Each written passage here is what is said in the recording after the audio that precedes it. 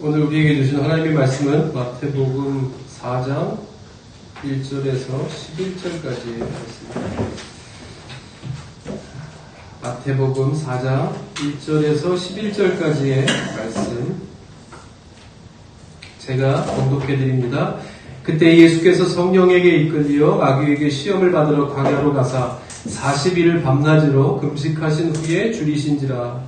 시험하는 자가 예수께 나와서 이르되 내가 만일 하나님의 아들이거든 명하여 이 돌들로 떡덩이가 되게 하라.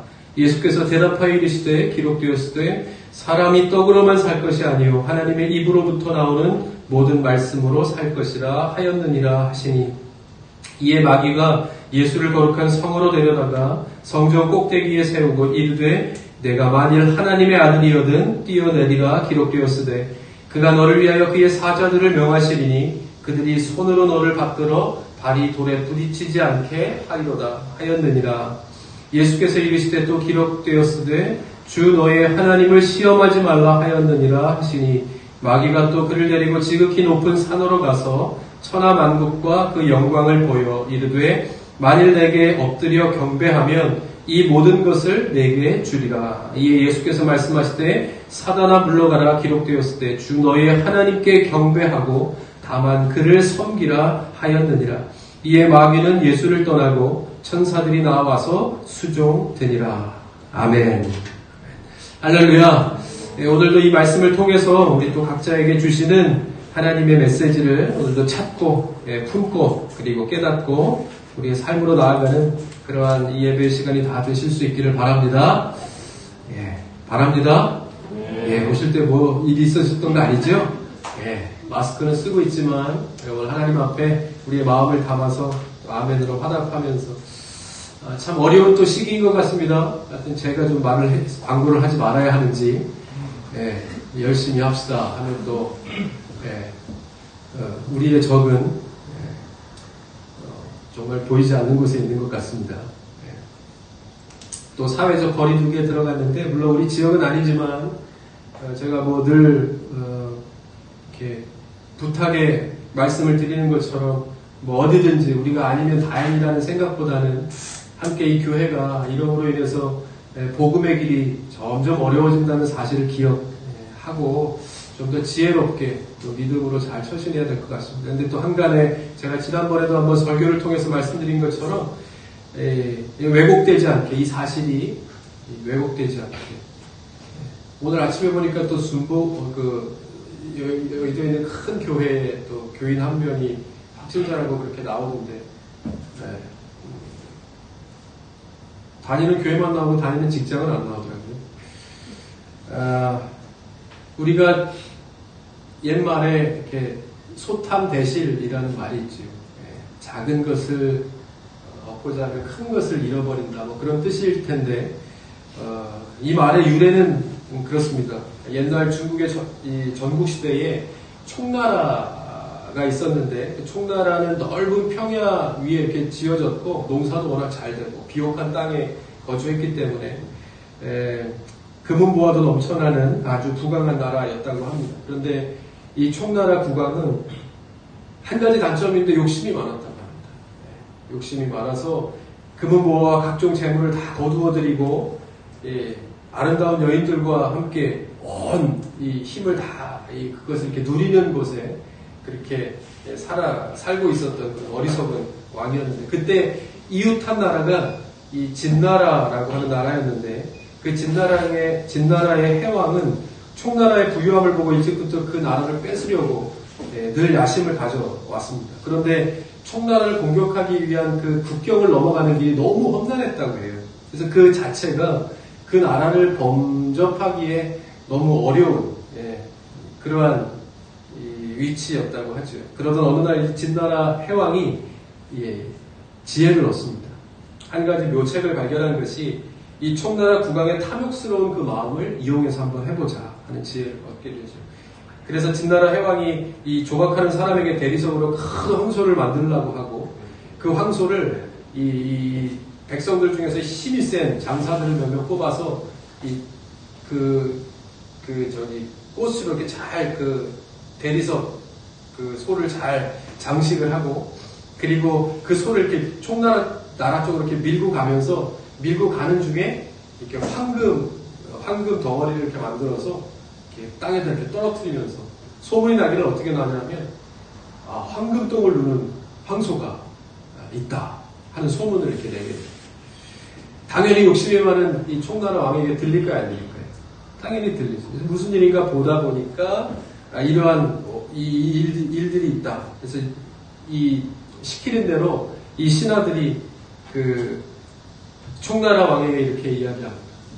우리가 진나라에서 보내서 왔는데 이 길을 열어주시면 이 귀한 소를 우리 총나라 왕에게 바치겠다. 그렇게 이야기합니다.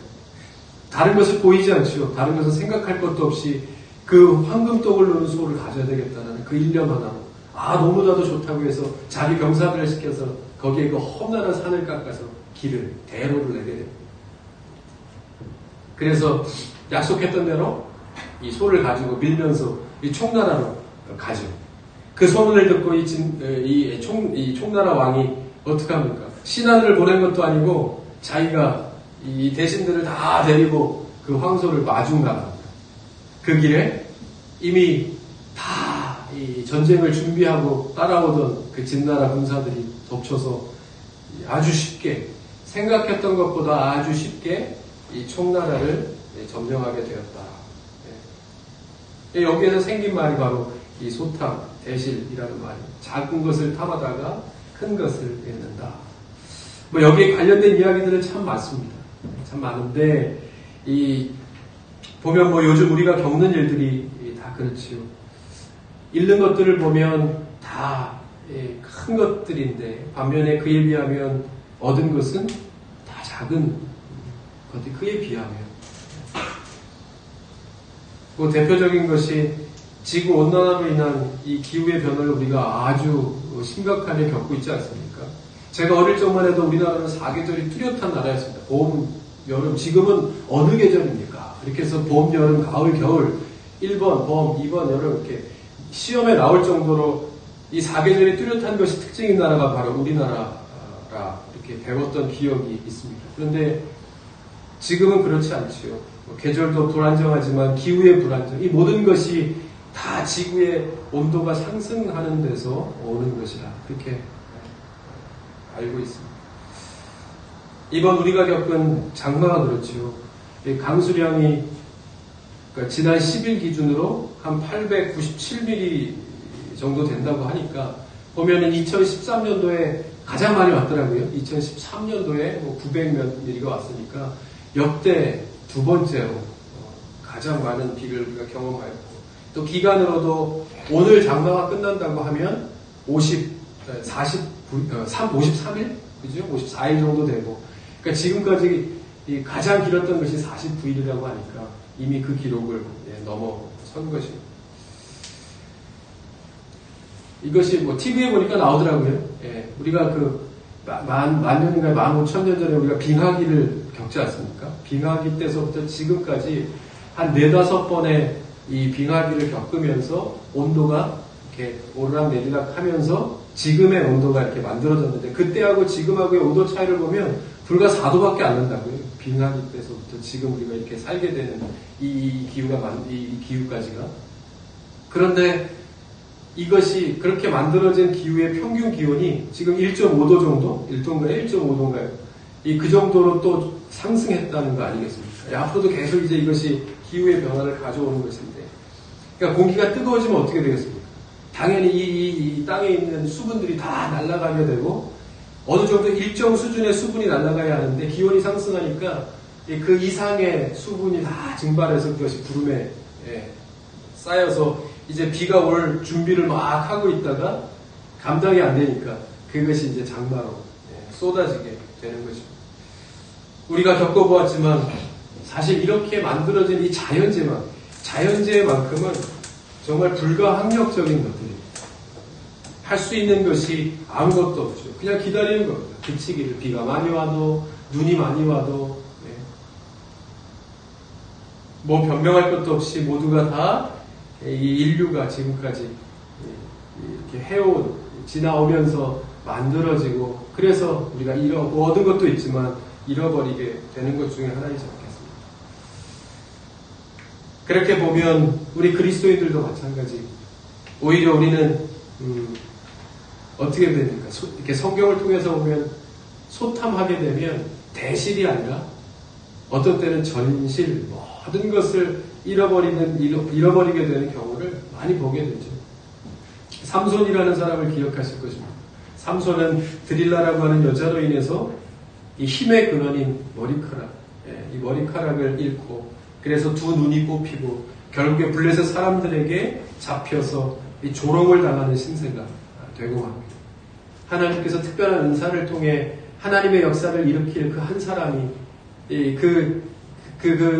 잘못된 결심으로 인해서 완전히 삶이 바뀌는 것을 볼 수 있죠. 또 그렇게 보면 제일 안타까운 사람이 가룟 유다일 겁니다. 은 30에 눈이 멀어서 예수님을 배신하였다가 정말 모든 것을 잃는 비극적인 이 주인공이 됩니다. 성경에서 말하는 것은 이렇게 보면 뭡니까? 예수입니다. 예수. 그러니까 예수를 잃어버리면 모든 것을 잃는 것이고 예수를 얻으면 모든 것을 얻는 것이에요. 성경은 모든 상황과 과정을 통해 결론적인 이 말씀을 우리에게 주고 있는 것입니다. 오늘 예수님이 보여주시는 것이 바로 그것입니다. 오늘 이 말씀은 우리가 잘 아는 말씀이죠. 그죠? 광야에서 시험을 받으신 예수님의 이야기. 이전에 보면 예수님은 40일 동안 금식, 그러니까 모든 것을 식음에 전폐하고 하나님 앞에 기도하신 그 기간을 지난 바로 그 다음 일입니다. 그러니까 배고프셨겠죠. 여러분 40일을 굶어보신 적은 아마 없으실 겁니다. 그죠? 저도 신학교 때 한 15일 정도, 16일 정도 금식을 했던 기억이 있는데 쉬운 일이 아니었습니다. 쉬운 일이 아닙니다. 제 주변에도 40일 금식을 하다가 돌아가시는 분들도 계시고 그만큼 금식 기도라는 것은 먹는 것을 끊는다는 것은 그냥 내가 조금의 육체적인 고통을 안고 하나님 앞에 기도한다는 정도의 의미가 아닙니다. 내 목숨을 걸고 하나님 앞에 기도한다는 것이기 때문에. 그래서 쉬운 일은 아닙니다.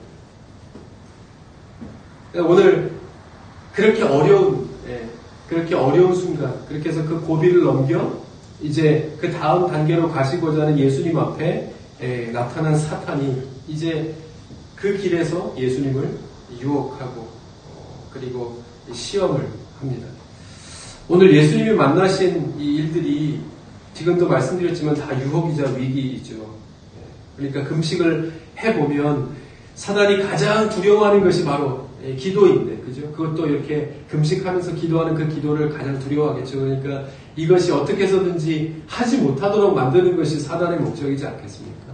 수단과 방법을 가리지 않고, 제가 신학교 이렇게 다닐 때 친구들이나 또 그 기도원을 운영하시는 부모님의 이야기를 이렇게 우리가 이렇게 들어보면 대단한 일들이 참 많이 있습니다. 그러니까 우리가 평소 때는 우리가 알지 못하지만 정말 보이지 않는 곳에서의 영적인 싸움이 정말 실제적으로 이렇게 치열하게 일어나고 있구나.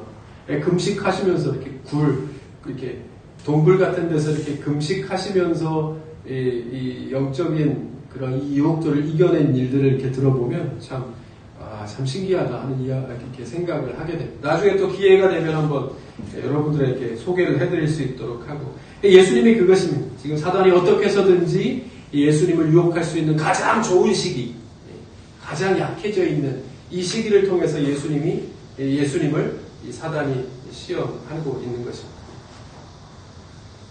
그러니까 사단은 우리가 언제 얼마나 약해져 있는지 너무도 잘 알죠. 어떤 일로, 어떤 사람으로 인해서 마음이 무너지고 약해져서 도저히 스스로 일어날 수 없는 상태, 회복될 수 없는 상태라는 사실을 사단은 잘 알고 있습니다. 그래서 그때를 시험, 그래서 성경에서도 언제든지 그때를 조심해야 한다고 그렇게 말씀합니다. 그렇게 보면 성경에서 왜 사랑해야 하라고 하는지, 왜 분을 해가 지도록 품지 말라고 하는지, 화해하라고 하는지, 용서하라고 하는지, 그것이 다 연관되어집니다. 사단은 그 틈을 노려오기 때문에 그렇습니다. 내가 정말 그리스도이니까 고민하는 그때를 노려서 쓰러뜨리고자. 근데 여러분 이 말을 다시 말하면 무엇이겠습니까? 사단도 우리의 마음을 그렇게 잘 아는데 하나님께서는 하물며 우리를 만드신 하나님께서 우리의 마음을 얼마나 잘 아시겠습니까? 그러므로 우리의 마음속에 있는 그 기도의 제목, 우리의 연약함을 하나님 앞에 고백하고 그러므로 내가 갈 길을 나보다 더 잘하시는 하나님의 인도하심을 따라 산다는 것이 우리에게 주어진 가장 큰 은혜인 것을 꼭 믿고 우리가 다 기도의 제목이 있지 않겠습니까? 공부의 기도의 제목, 진학의 기도의 제목, 취업의 기도의 제목, 결혼의 기도의 제목, 연애의 기도의 제목 여러 가지가 있을 터인데 나의 모든 삶의 그림을 다 계획을 다 그려놓고 계시는 하나님 앞에 묻고 나아가는 것만큼 지혜로운 일은 또 없겠다. 오늘도 그렇게 하나님 앞에 우리의 마음을 쏟아놓고 하나님께서 우리에게 주시는 은혜함으로 다시 한번 지혜를 얻고 우리의 삶으로 나아가는 저와 여러분 다 되실 수 있기를 바랍니다. 이렇게 사단이 어김없이 예수님을 쓰러뜨리기에 가장 좋아 보이는 때 이때를 놓치지 않고 예수님을 공격해오고 유혹하는 그렇게 보면 우리도 마찬가지죠. 분명히 우리의 삶 속에 믿음이 약해질 때, 우리의 마음이 무너질 때, 허술해질 때, 그때 사단은 우리를 공격해 올 텐데 어떻게 예수님께서 이 위기의 순간을 이겨내셨을까 하는 그 방법을 통해서 우리도 또한 우리의 삶을 살아가는 지혜로운 믿음의 방법을 찾을 수 있을 것입니다. 한 가지 한 가지 살펴보면서 오늘도 우리에게 주시는 그 지혜의 믿음을 얻는 이 시간 될 수 있기를 바랍니다. 한 가지 한 가지 봅시다. 첫 번째 시험을 보면요. 첫 번째 시험은 뭡니까? 육신의 유혹이었어요. 육신의 먹는 문제. 먹는 문제였어요. 그러니까 사단은요. 이미 이전에 한번 경험이 있었습니다. 무슨 경험입니까? 에덴 동산에서 아담을 먹는 문제로 이미 타락시켰던 전력이 있습니다. 전력이. 이미 1승의 전력이 있다 하는 거예요. 그러니까 이 사단은 이미 한번 아담을 무너뜨렸으니까 그 다음에 둘째 아담이 성경에 보면 첫째 아담이 있고 이제 그 다음에 둘째 아담이 바로 예수 그리스도입니다. 그런 의미적인 이 전가가 있죠. 그런 예수의 둘째 아담을 똑같은 아담에게 했던 방법을 통해서 쓰러뜨리고자 시험을 합니다. 먹는 것으로. 아담도 먹는 것으로 넘어졌으니까. 분명히 이 예수 그리스도도 먹는 것으로 무너질 것이라. 본문 3절에 보면 내가 만일 하나님의 아들이거든 이렇게 말하면서 시작합니다. 그러니까 이 말 속에는 아주 조롱 섞인 의미가 담겨 있겠죠. 네가 하나님의 아들이 아니냐. 하나님의 아들이라고 하면 할 수 있지. 못할 게 뭐가 있느냐. 그 능력을 좀 내게 보여라. 이야기하는 겁니다. 여러분 사단이 예수님이 하나님의 아들이라는 사실을 모를 리가 없죠. 그래서 예수님이 귀신 들린 자를 고치시려면 어김없이 사단은 예수님께서 당신이 하나님의 아들입니다 하는 것을 고백하도록 만듭니다. 기억하십니까? 귀신 들린 자를 이야기할 때 내가 하나님의 아들인 것을 고백할 수 있도록 그 누구보다 더 사단이 그 예수님께서 하나님의 아들인 것을 잘 알죠. 마태복음 8장 29절에도 마가복음 1장 23절에서 24절에도 누가복음 4장 41절에도 그 내용이 나옵니다.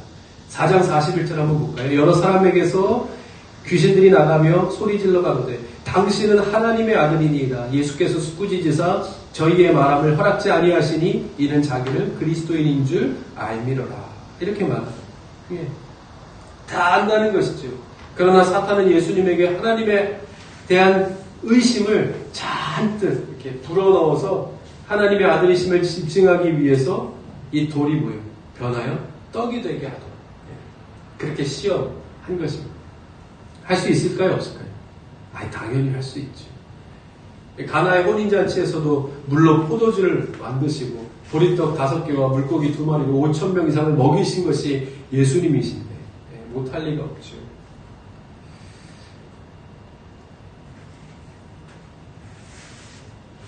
그럼에도 불구하고 예수님께서 가장 약해져 있었던 이때를 잘 봐서 사단은 시험하기 시작합니다.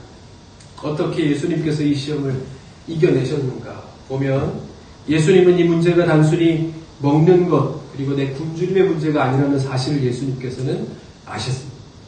그냥 보면 그래 그러면서 그냥 싹 이렇게 바꿔놓고 그냥 끝내버리면 더 쉬운 문제일 수 있을 터인데 그러면 이기는 거 아니겠습니까? 시키는 대로 해주면 오히려 할 말을 하지 못하게 만드는 이길 수 있는 것일 터인데 예수님께서는 이 문제가 그것으로 끝날 문제가 아니라는 사실을 아셨다 하는 겁니다.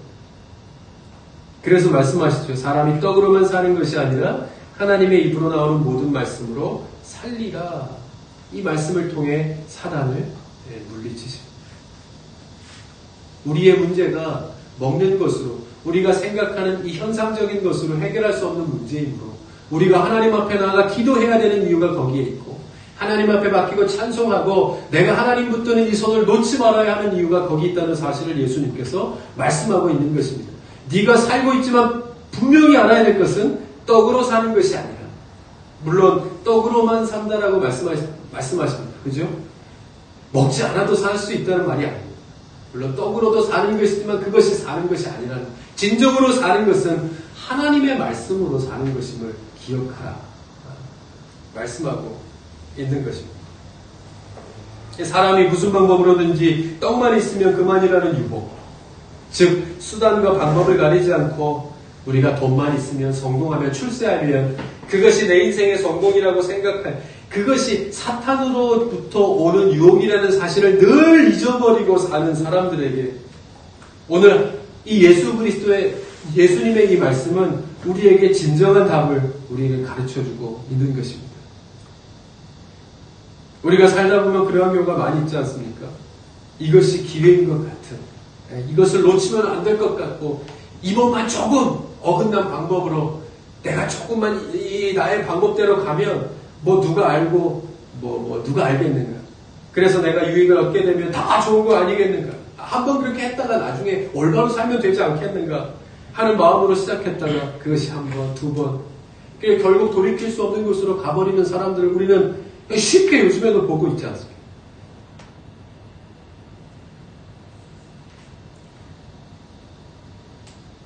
세례 요한도 마찬가지이고, 예수님께서도 내가 해야 하는 역할과 사명을 정확하게 알고 계셨죠. 중요한 것은 내 역할을 정확하게 알고 있는 것이죠.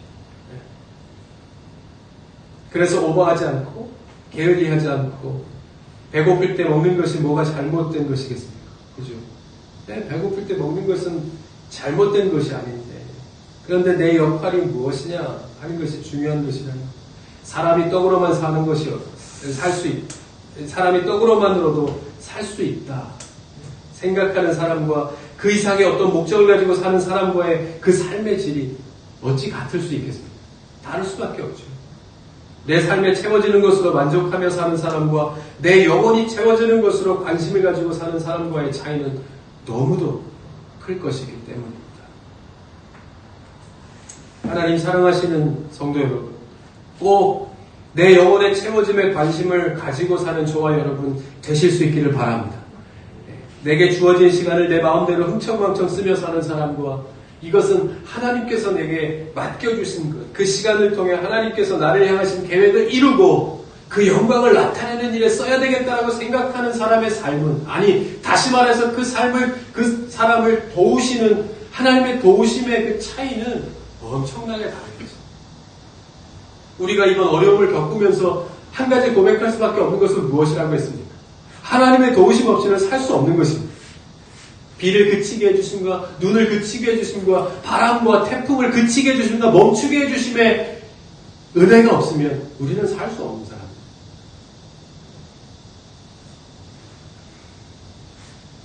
그러므로 뭐예요? 내가 지금에 있는 것과, 그리고 하나님께서 분명 나를 향하신 이 땅을 살아갈 때 이루시고자 하는, 나타내 주시고자 하는 하나님의 영광된 계획이 있다는 사실을 잃어버리지 않고 하나님을 인정하며 하나님의 능력을 구하며, 그래서 하나님의 은혜 가운데 살아가는 저와 여러분 다 되실 수 있기를 바랍니다. 두 번째 시험은 뭡니까?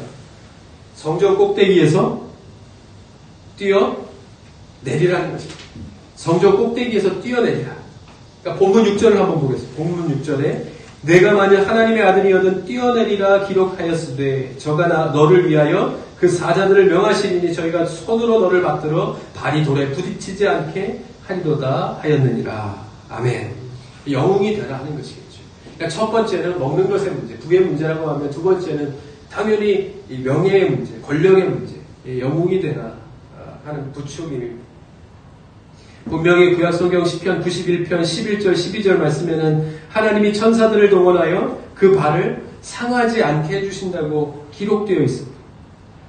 그래서 마귀는 군중들이 보는 앞에서, 특히 제사장과 서기관들과 바리새인들이 보는 앞에서 뛰어내려 천사들이 보호하여 사뿐히 내려 서기만 한다면 어떻게 되겠습니까? 모든 사람들이 다 믿을 수 있게 되지 않겠습니까? 가장 쉽고 빠른 방법을 지금 예수님께 제시하고 있는 겁니다. 맞는 말입니까? 틀린 말입니까? 맞는 말입니다. 이것보다 합리적인 방법은 없어요. 왜 이렇게 고생하냐는 겁니다. 왜 이렇게 힘들게 할 필요가 있겠는가? 그냥 그렇게 하면 모든 사람들이 딱 보고 그 순간 다 변화되어져서 예수 믿게 될 터인데 그렇게 할 필요가 없다. 누가 봐도 맞는 말이에요. 합리적이고 이성적이고 이거보다 더 효율성이 아주 높은 방법은 없죠. 힘도 아낄 수 있고 시간도 아낄 수 있고 근데 여러분 뭐예요? 그것이 전부가 아니라 그게 다가 아니라는 거예요. 이것을 통해서 예수님께서는 작은 것 때문에 큰 것을 잃어버릴 수 있다는 사실을 보신 것입니다.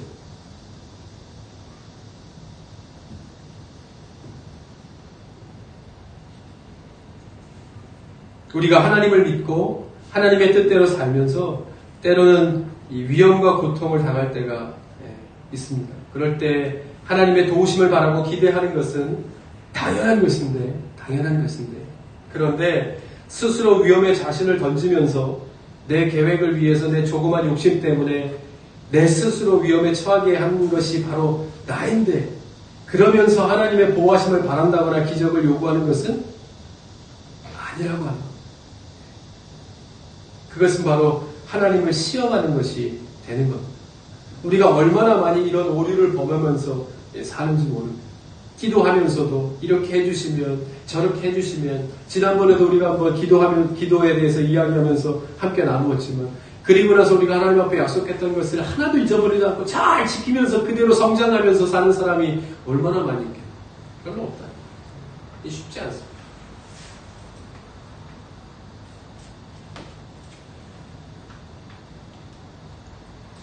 여러분 중요한 것은 보여지는 것이 아닙니다.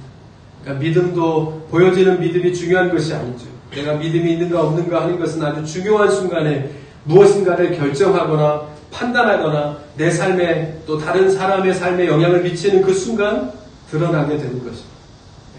이 영화를 봐도 그렇죠. 꼭 위기의 순간에 보면 그 위기를 만드는 사람이 있습니다.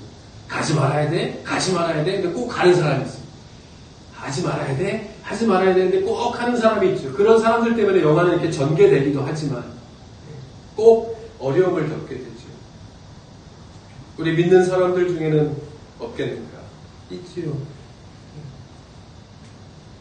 저와 여러분은 그렇지 않고 우리가 이 어려운 중에도 나와 하나님을 잘 믿으려고 하는 것. 그 이유가 있지 않겠습니까? 그런 저와 여러분들을 통해서 결국에는 하나님께서 계획하신 그리고 약속하신 하나님의 영광을 드러내는 일에 귀하게 쓰임받는 저와 여러분 다 되실 수 있기를 바랍니다. 뭐 보면 싸우고 나누고 다투는 일에 앞장서는 뭐 목사도 있고 교회도 있고 장로도 있고 집사도 있죠. 이 잘못된 믿음이 중요한 순간에 그대로 드러나는 것입니다. 내가 믿고 있는 예수님이 이것을 기뻐하신다라고 믿는 그 마음으로 열심을 다하게 됩니다. 잘못된 것을. 근데 여러분 꼭 기억하셔야 합니다. 믿음은 일반적인 상식을 절대로 벗어나지 않습니다. 모든 사람들이 볼 때 다 공감할 수 있는 일들을 다 포함한다는 것입니다. 포함한다는 겁니다. 그것을 다 포함하여 더 숭고하고 더 고차원적인 메시지를 우리에게 주는 것이 신앙이 아니라면 우리는 믿을 가치가 없죠. 모든 사람들이 들을 때 다 공감하고 예를 들어서 믿음에도 사랑에도 다 질서를 무시하지 않습니다. 그냥 사랑하게 하기 때문에 상대방을 절대로 무시하지 않습니다. 무례히 행치 않고 나의 유익을 굳지 않으면서 해야 된다라고 성경은 우리에게 가르쳐주고 있는 겁니다. 그건 당연한 것이죠. 싸움을 통해서 얻지 않고 다투거나 나누거나 분리하는 그러한 방법을 통해서 얻으려 하지 않고 오히려 화해하고 뭡니까? 용서하고 그래서 하나가 되어야 한다고 성경은 그렇게 가르칩니다. 왜요? 우리가 중요한 것이 아니라 더 얻어야 될 큰 것이 있기 때문에 하나님 나라라고 하는 우리가 그 나라의 복음을, 가치 있는 복음을 이 땅에 사는 동안 전하며 가야 하는 소명이 우리에게 있기 때문에 그것이 중요한 것이 아니라는 겁니다. 그렇게 함으로 인해서 하나님의 영광이 드러나고 정말 교회가 세상의 빛 그리고 소금이 될 수 있다고만 하면 그것이 맞는 것이다. 그렇게 하는 것이 맞는 거예요.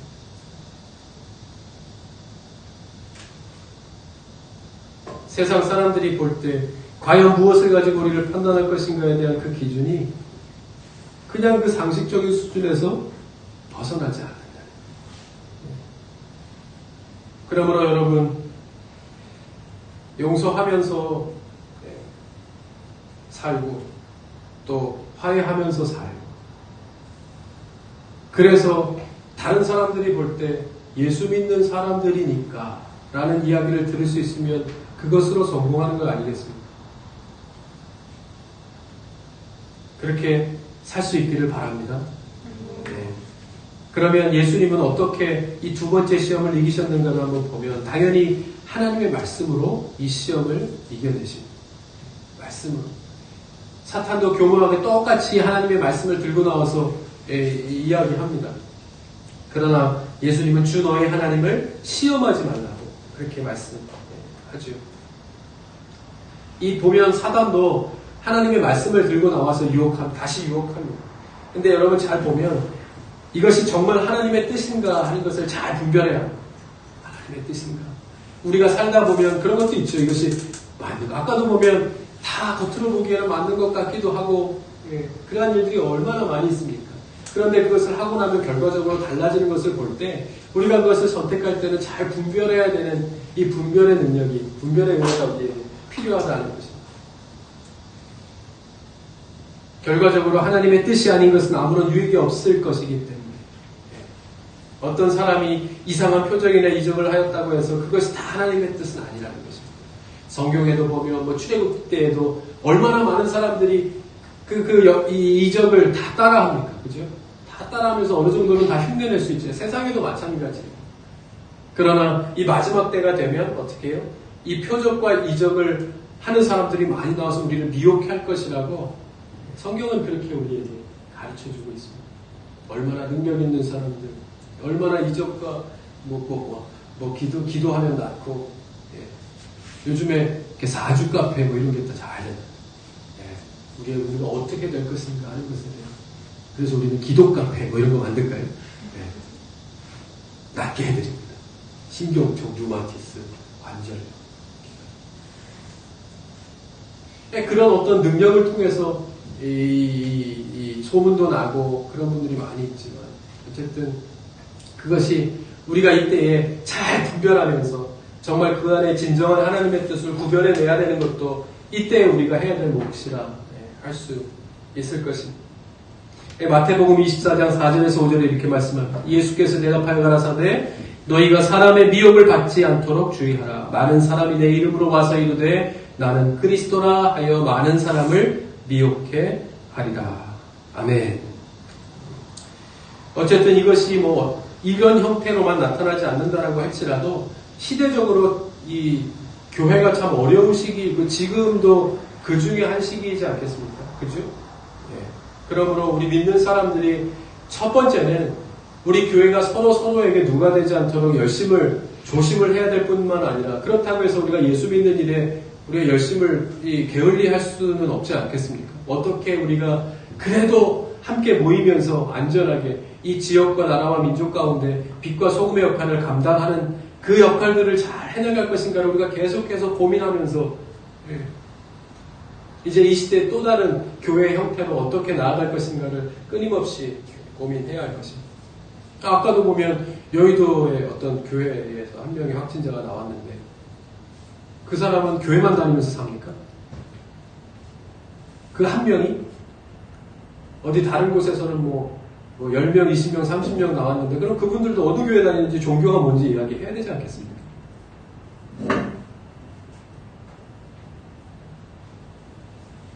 직업이 교회니까.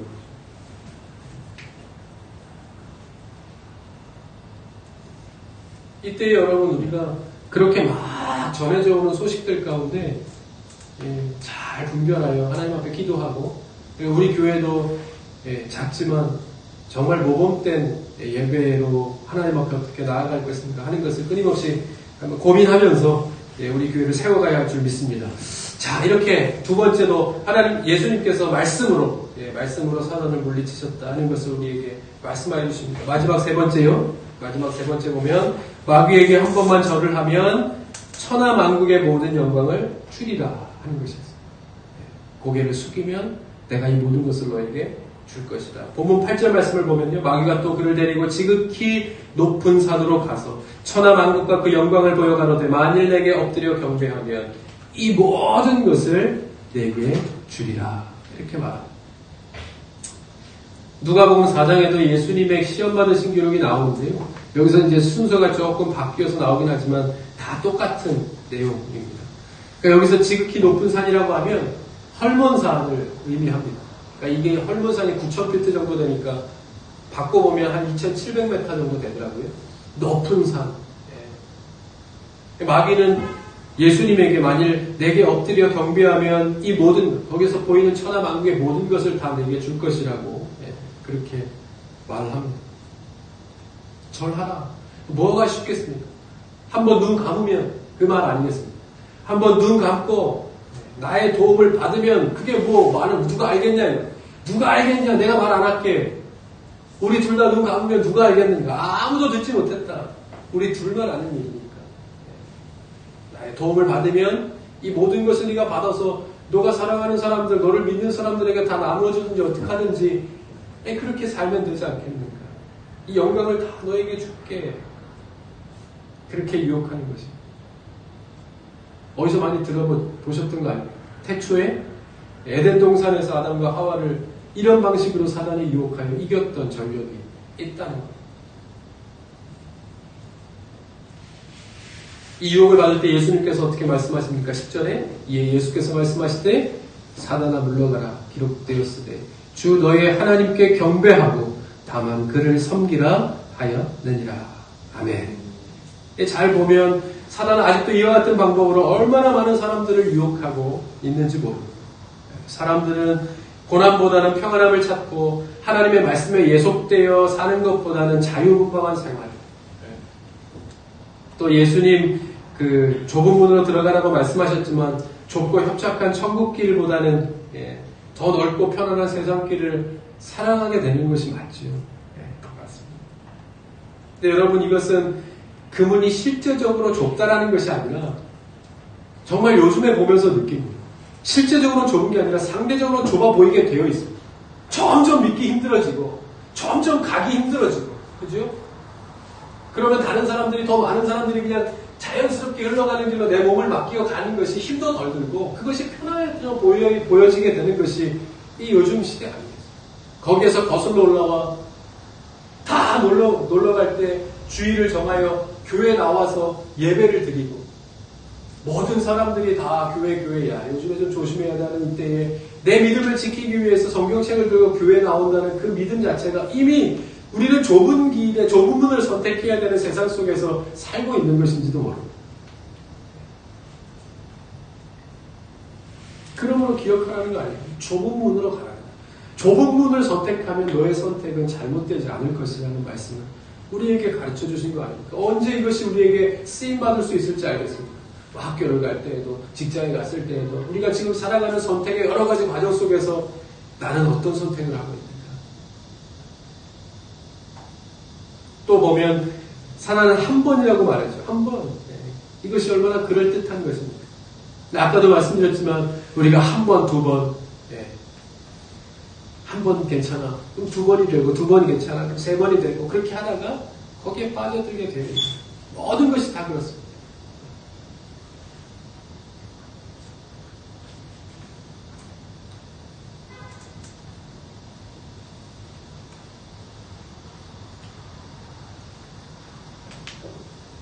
그러면 예수님께서는 그러한 유혹을 어떻게 이기셨을까? 보면 본문 10절 말씀입니다. 이에 예수께서 말씀하실 때 사단아 물러가라 기록되었을 때 주 너희 하나님께 경배하고 다만 그를 섬기라 하였느니라 말씀하시니까 어떻게 11절에 이에 마귀는 예수를 떠나고 천사들이 나와서 수종드니라. 아멘. 우리가 사탄을 물리칠 수 있는 유일한 방패와 무기는 하나님의 말씀. 하나님의 말씀. 우리가 잘 알고 있지만 지금 이 시기에 우리가 무엇보다 이것을 더 한번 강조하지 않으면 안 되는 때이기에. 그죠? 예수님은 메시아로서의 사명을 완수하기 위해서 마귀가 제시하는 조건, 그 어떤 것도 타협하지 않았음을 우리는 보게 됩니다. 그런데 오늘의 그리스도인들은 이 적당히 사탄과도 타협하고 또 적당히 불신자와도 타협해가면서 그렇게 살고 있는지도 모릅니다. 그래서 이 시대적인 이런 질타를 받고 영향력을 끼치지 못하고 그렇게 살아가게 되었는지도 모르죠. 거슬러 올라가 보면 결론은 뭡니까? 하나님의 말씀의 능력이 희석되었기 때문에.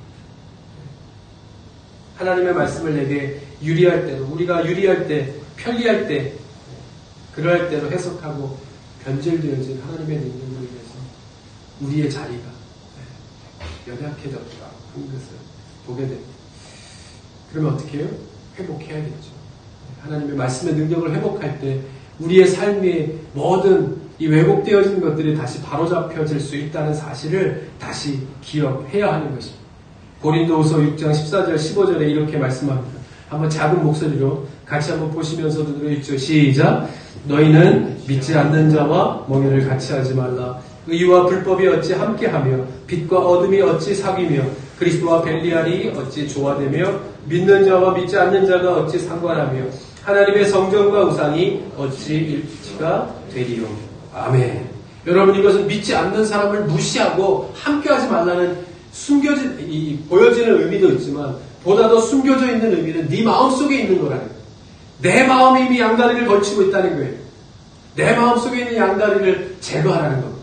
믿지 않는, 어떤 때는 믿는 사람과 같이 어떨 때는 믿지 않는 사람과 같이 살고 있는 그 모습을 버려버려. 멀리하고 한 가지의 마음만 따르라는 것. 한 가지의 마음. 하나님의 성전.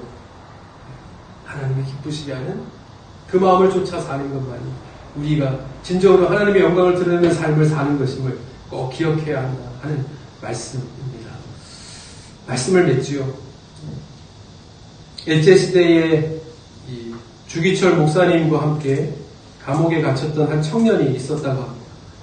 이 사람은 고문이 정말 견디기 힘들었습니다. 그래서 청년은 어느 날 주기철 목사님을 이렇게 보면서 이렇게 물었다고 합니다. 목사님, 정말 하나님이 계십니까? 그러면 왜 우리가 이와 같은 고통, 하나님이 살아계시다고 하면 우리가 왜 이런 고통을 당해야 합니까? 나는 그렇다고 해도 목사님은 믿음이 훌륭하시니까 하나님이 천사를 보내셔서 베드로처럼 또 어떤 사람처럼 이렇게 살려주시든지 꺼내주시든지 아니면 오히려 일본을 폭삭 망하게 하면 이 모든 것이 다 하나님의 영광으로 드러날 텐데 왜 그렇게 하시지 않습니까? 맞는 말입니까? 틀린 말? 맞는 말이죠. 맞는 말이에요. 그런데 이 말을 다 듣고 난 후에 이 목사님께서 이렇게 대답하셨다고 합니다. 그대가 정말로 고문을 참기가 힘들거든 변절해라. 변절해라. 믿음을 버리라 하는 말이에요. 차라리 믿음을 버리는 것이 지금과 같이 이곳에서 여호와 하나님을 욕되게 하는 것보다, 욕하는 것보다 더 낫다. 그렇게 대답하셨다고 합니다. 멋있죠? 주목사님이 이렇게 멋있습니다. 대답하셨다고 합니다. 이 당시에 이 일제는 마치 사탄과도 같이 유혹했던 거 아닙니까? 단 한 번만 고개 숙이고 눈 감고 한 번만 신사참배하면 살 수 있다. 그 다음에 너네가 믿고 싶은 대로 믿으면서 살면 되지 않겠는가 하는 것으로 유혹했다는 거 아닙니까? 그때 많은 그리스도인들이 고민했죠. 또 실제로 스스로 자위하면서 변절했습니다.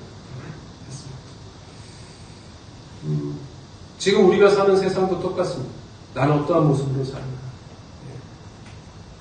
오늘도 무수히 많은 영적인 문제들과 싸우면서 사는 그리스도인들, 사탄은 에덴 동산에서 이미 승리했었고, 그죠? 또 일제 시대에 이 신사참배를로 이렇게 유혹하듯이 우리에게도 똑같이 우리 나름대로의 방법으로, 난 달라 생각할 수 있지만 똑같은 방법으로 우리를 오늘도 쓰러뜨리고자 유혹하는지도 모릅니다. 그럴 때 뭡니까? 말씀으로 우리의 정신을 똑바로 차리고, 우리가 이 시대에 그 작은 것 하나로도 분명히 하나님의 영광을 드러낼 수 있다는 사실을 기억하고 잊어버리지 말고, 하나님의 백성임에도 불구하고 그와는 너무 멀게 흘러가는 이 나라와 이 민족의 이 시대적인 과제 앞에서 우리가 먼저, 그리고 교회가 먼저 다시금 하나님의 말씀 앞에 우리의 시대적인 사명을 회복하고 매일매일 그리스도인으로서의 모습을 지키면서 살아가는 저와 여러분 다 되실 수 있기를 바랍니다. 예, 우리 오늘 제목에 보면 이렇게 제가 적어놨죠. 예수를 얻어야 모든 것을 다 얻는 것입니다. 내게 귀중한 것을 얻기 위해서 어떤 사람은 작은 것을 버린다라고 하지만 예수를 버리는 경우도, 정말 큰 것을 버리고 작은 것을 얻기 위해서 우리가 살아가는 어리석은 인생이 아니라 우리의 지금의 이 순간에 우리에게 가장 필요한 것은 하나님의 말씀이라는 사실을, 그리고 내가 주신 그 믿음을 더욱더 견고하게 하는 것으로부터가 내 삶이 왜곡되지 않고 온전한 길로 가는 시작이라는 사실을 잃어버리지 않고 거기에서부터 이때에 다시 시작하는 저와 여러분들에게 그런 다시 시작하는 은혜가 꼭 있기를 바랍니다. 그러한 마음으로 우리 같이 이 시간 한번 기도했으면 좋겠습니다. 주신 말씀 기억하면서요. 그렇습니다, 주님. 오늘도 내게 많은 일들 속에서 지금도 나를 위하여 열심으로 일하고 계신 주님을 갈망합니다.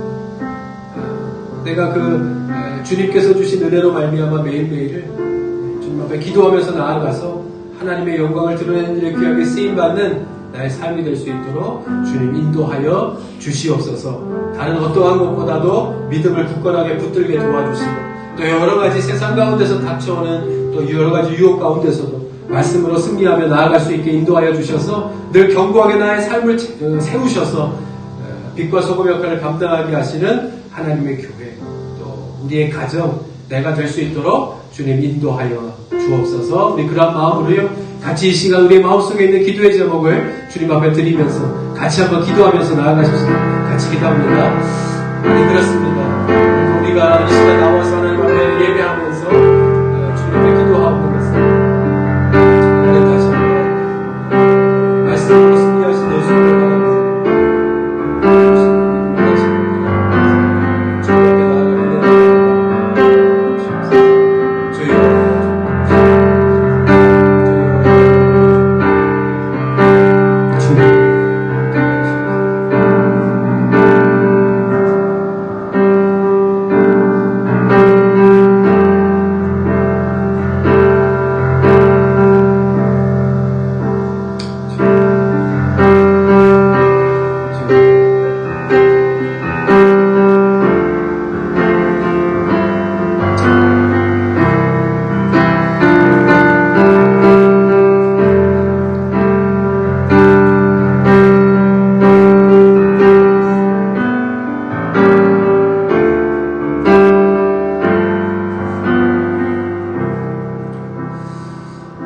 하나님 감사합니다.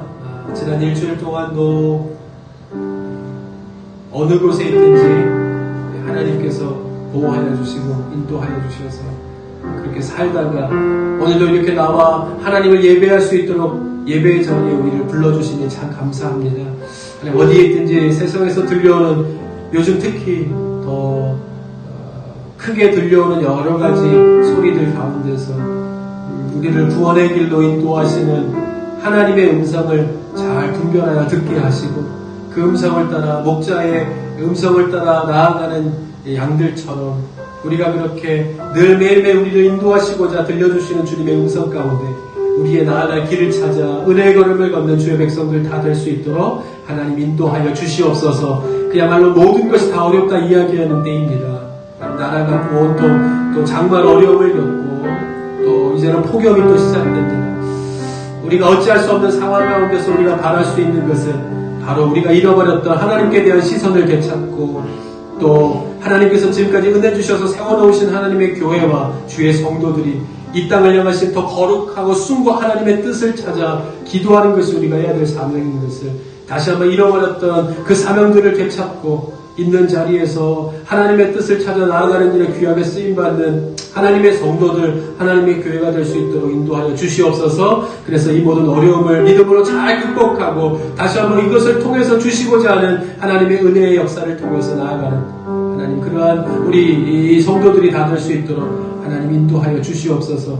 여러 가지로 어려움을 겪고 있고 또 복국 가운데 있는 모든 사람들 가운데 그 마음을 위로하여 주시고 잘 또 하루빨리 복구가 될 수 있도록 하나님 인도하여 주시며 어려움을 겪을 때 그 저력이 나타나는 민족위험에 더욱더 이것 가운데 하나님의 은혜를 더하여 주셔서 하나님의 교회가 먼저 하나 되게 하시고 또한 성도들의 힘을 잘 합쳐서 이 모든 일들을 통해서 결국에 하나님의 영광을 드러내는 일에게 귀하게 쓰임받는 우리 모두가 될 수 있도록 주님 인도하여 주시옵소서. 오늘도 예람들교회 함께 예배하고 우리의 삶으로 나아갑니다. 하나님, 이곳에서 함께 예배하는 사람들 또 현장에서 뿐만이 아니라 영상을 통해 예배하는 모든 각 가정 가운데도 하나님께서 충만한 은혜로 내려주시고 또 모든 자녀들과 또 우리 믿음의 세대들 가운데 하나님께서 함께하여 주셔서 지금 이 말씀을 통해서 그 믿음의 일들이 잘 또 뿌리 내려지고 잘 자라날 수 있도록 인도하여 주셔서 우리가 함께 나와서 예배하고 함께 모임을 같은 날이 속히 올 수 있도록 우리가 있는 자리에서 함께 기도하며 열심으로 주의 일들 가운데 최선을 다하며 사는 주의 성도들 될 수 있도록 주님 인도하여 주옵소서. 이제는 우리 주 예수 그리스도의 은혜와 아버지 하나님의 극진하신 사랑하심과 성령님의 감화감동 역사 충만하심이 오늘도 하나님을 예배합니다. 예배하는 모든 사람들 이곳에서 뿐만이 아니라 또한 영상을 통해서 예배하는 모든 가정들 가운데 하나님께서 함께하여 주셔서 모두가 어렵다 이야기하는 이때에 오히려 세밀하게 살피시는 하나님의 은혜의 손길 가운데 사는 그러한 고백이 넘쳐나는 모든 각 가정들 우리 성도들 다 될 수 있도록 주님 지켜 주옵소서. 소원하고 돌아가는 주의 성도들 위해 이제로부터 영원까지 함께 하시옵기를 간절히 축원하옵나이다.